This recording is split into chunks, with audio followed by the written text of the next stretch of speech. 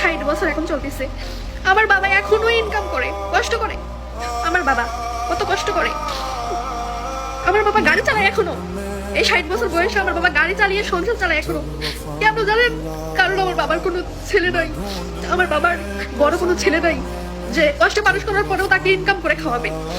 একজন ছেলের মা কষ্ট করে কিন্তু এককালে এসে সুখ পায়, কিন্তু যার ঘরে যুবক কোনো ছেলে নাই, যার ঘরে বড় কোনো ছেলে নাই, 2-3টা মেয়ে আছে, কষ্ট করে বড় করে খাওয়ায় পড়ায় 20 বছর পর্যন্ত, পরে আরেক ঘরে বিয়ে দেয়, তারা কি পায়? তারা কিচ্ছু পায় না। হ্যাঁ, তাদেরকে সারা জীবন যতদিন বাঁচবে ততদিন কষ্ট করে ইনকাম করে খেয়ে যেতে হবে। শুধুমাত্র ছেলের মারাই ছেলেদেরকে কষ্ট করে বড় করে, 24 ঘন্টায় কয় ছেলেকে কষ্ট করে বড় করছে, ছেলেকে কষ্ট করে বড় করছে, বিদেশ পাঠাইছে। কেন পাঠাইছে?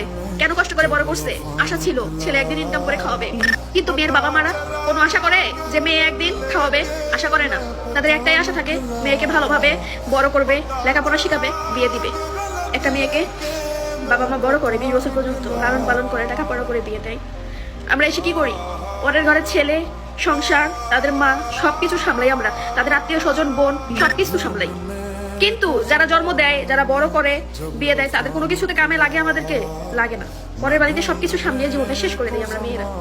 তারপরেও পরের বাড়ির মন পাই না, বুঝছেন? পরের ছেলেদেরও মন পাই না। তারপরেও তাদের মনে থাকে তাদের মারাই তাদেরকে কষ্ট করে লালন পালন করে বড় করছে। বাড়িতে যখন ফোন দেই, আব্বু কই? অমুক জায়গায়। বাড়িতে গেলে তোর মার সাথে কথা বলিস।